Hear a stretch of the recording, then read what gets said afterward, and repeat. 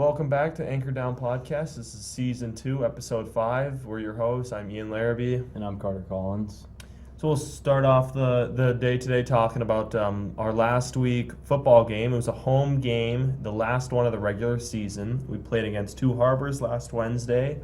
It wasn't the best performance by us. We did lose 49-3, but we now get to play them again today for the first round of playoffs.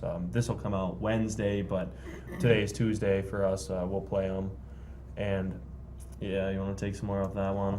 Hopefully we can have a bit of a better turnout tonight than last Wednesday, but it was good to get on the board against them. You know, they're a good team. They held us really low, and what did we have, like 2 seconds on the clock, and took that last second field goal that kind of took all the rest of the time off the clock and got on the board there. So yeah, no, I mean they're a solid team, but I don't think that's as good as they are like against us. I mean, we gave up a bunch of fumbles. It was kind of a wet night. We gave up fumbles. We had that punt return touchdown. You know, or it wasn't even that. It was like a blocked punt, really. I definitely wish I could have the one back with about 10 seconds left. But it was a bit high, but kind of it was. You know, it was annoying, but you know, again, we get a rematch today, and let's just hope that we can capitalize on that. We can go our direction this time. We'd also like to thank everyone for their donations and for participating. It was a big tackle cancer night for us, and I don't know the exact total that we fundraised. Yeah, I know it was a lot of money. Yeah, it was good. No, we had all those like baskets. There was like giveaways and the silent auction. Yeah, I'm not entirely sure what the total numbers were, but it seemed to be pretty good, you know, auctioned off. People won. There's some really good prizes in there. Yeah. People won some really cool stuff, as well as just, you know, donations that came in. But I think it went overall pretty well. We had, you know, we had like our little video we made, and then some other businesses and stuff donated to help out, which is it's a cool thing. Like you said, we had Mr. McDonald, you know, who has been our football announcer for forever. You know, he was battling with some stuff. So when it really starts kind of coming into your family and your community like that, it's a really good thing to be able to get out there and like support and raise money for and help people. And then cross country has their sections, boys and girls, on Thursday. I believe the girls run at 1 and boys at 1:45. Yeah, think about that. So their season, they had their last meet. It was last week they were down in Proctor. Yep. Went pretty good for them. Once again, you know, I know we've talked about it a bit that the girls this year definitely are still solid as they have been. So let's just hope on Thursday everyone's ready, both the girls and boys ready to perform, and you know, get some individuals as well as the teams going down to state for that. And also, girls swimming and diving sections, it's 2 days. It's the Thursday, November 9th, and then Saturday, November 11th. So that's still like two weeks away. 2 weeks away now. Yeah, they get a lot. That must be the longest season of fall sports. And that's kind of pretty much it in sports around the school outside of our football game today is pretty much it. Yeah, it's about all for the fall time here, with a couple sections in our playoffs. Then, you know, we're kind of starting to make our way into winter sports. Look, I know I have wrestling starts up in 2.5 weeks, 3 weeks here.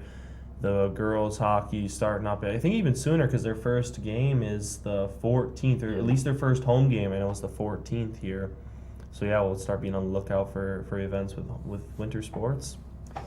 Other local events going around, there's a trunk or treat on Saturday, October 28th. It's going to go from 12 p.m. to 2 p.m. It's going to be at City Hall. There's a lot of candy, fun games for kids, all that. Yeah, I was looking at that.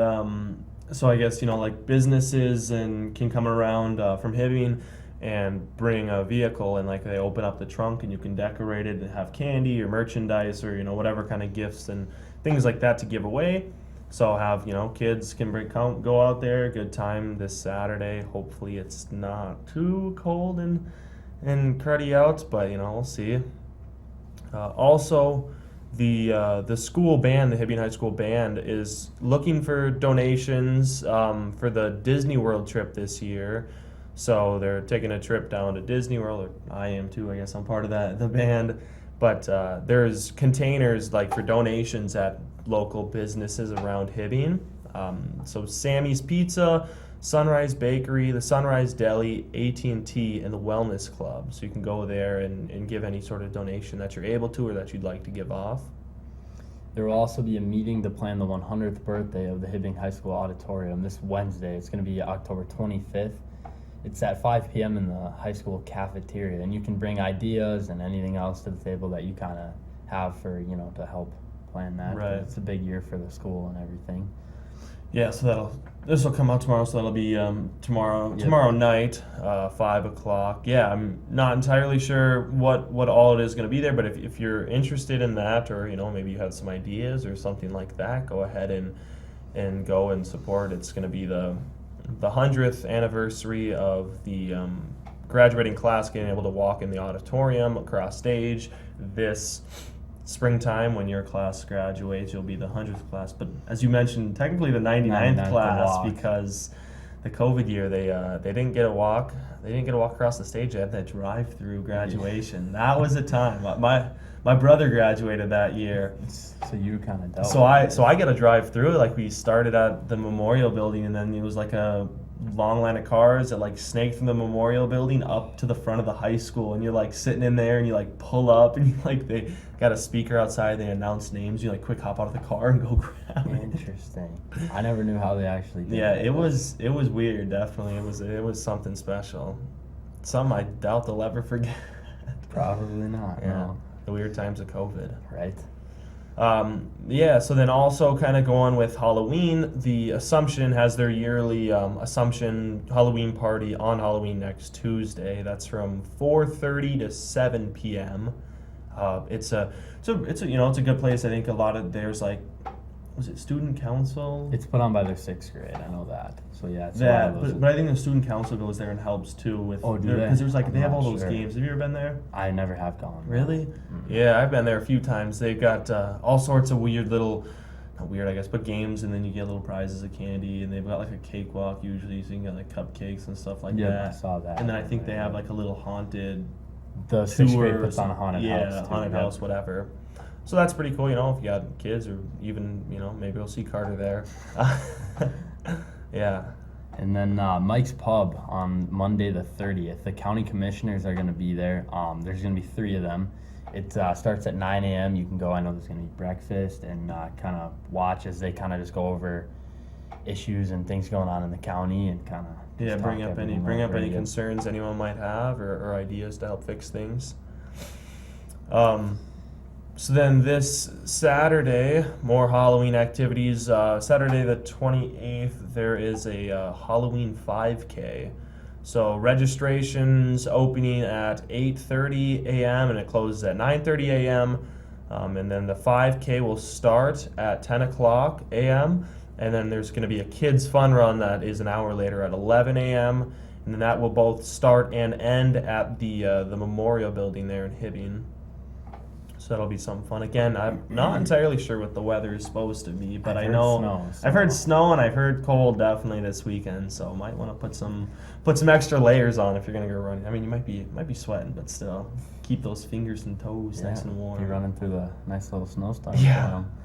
And then upcoming, few weeks away yet, but there's a craft sale. It's going to be at the Hibbing National Guard across from the Lincoln. It's going to be Saturday, November 4th, and it'll run from roughly 9 a.m. to 3 p.m. for that. So make sure to head over there. I know she's selling a lot of different stuff. I don't remember exactly the name, but I know there's a lot of cool goods and all that fun stuff there. So right.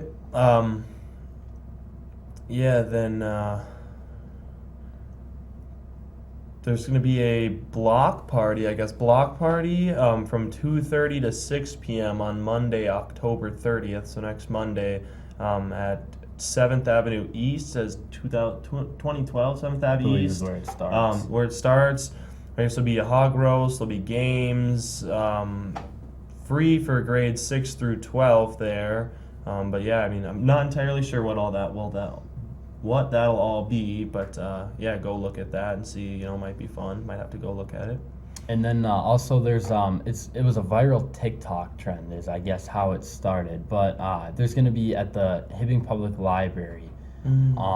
There's gonna be it's ghost painting. So essentially they take old paintings and art and everything that are refurbished, and they paint ghosts into the scenery just to kind of bring it back, I guess, and kind of change it a little. So that'll When's that at? It's at 4:30 p.m. in the teens room. I don't know the exact day, so we'll have to check on that. Get the right date on there. If that seems interesting, though, I'm sure you can go ahead and look up on Facebook or online or somewhere. I'm sure it'll be posted somewhere.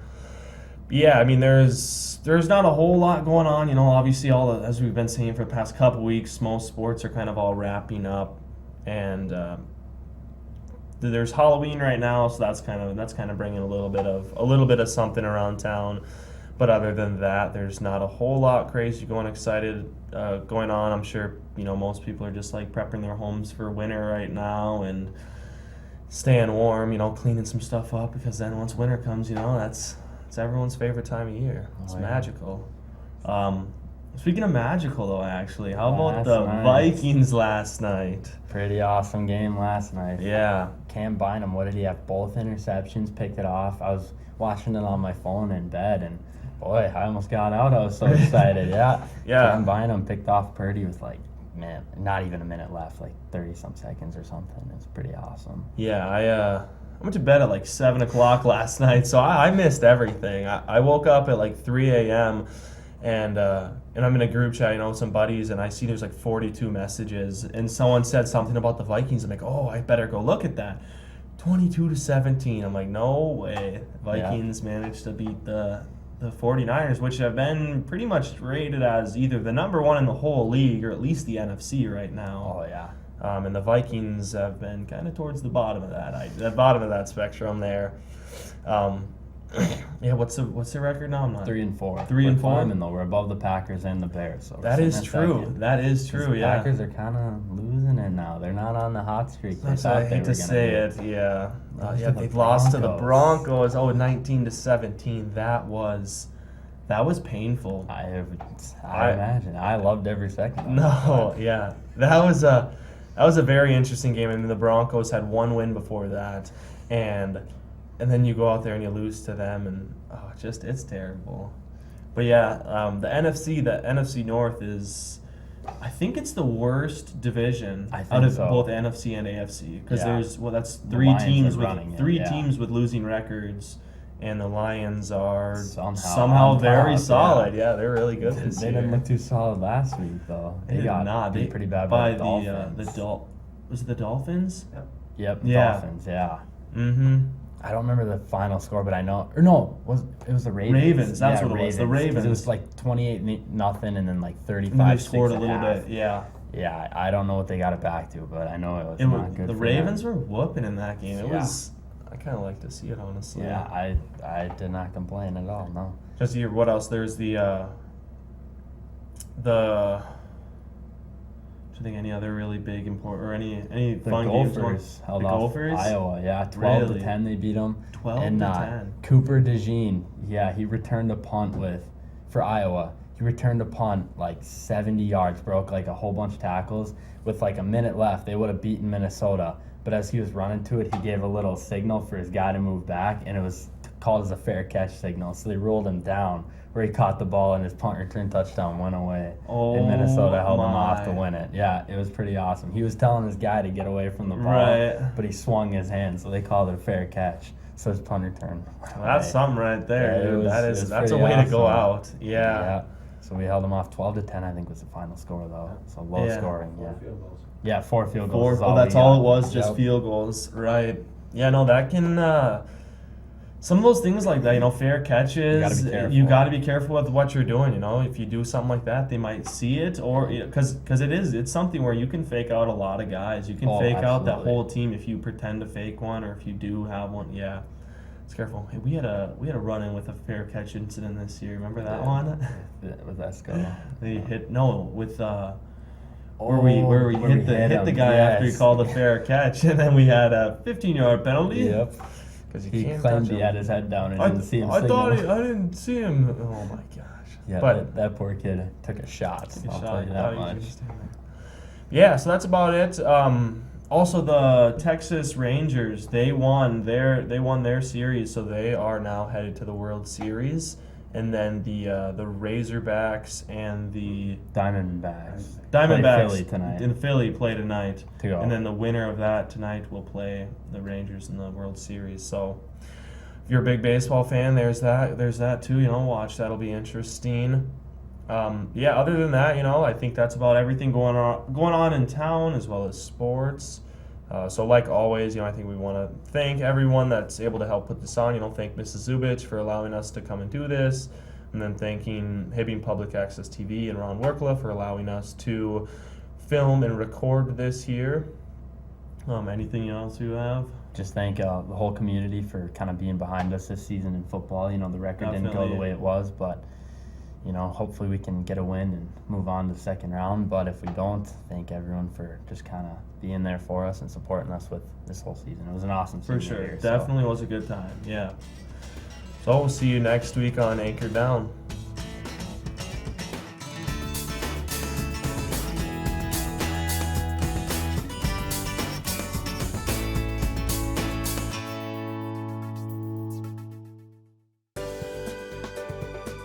For over 25 years, U.S. Bank, located at 211 East Howard Street in Hibbing, Minnesota, has provided office and studio space for Hibbing Public Access Television.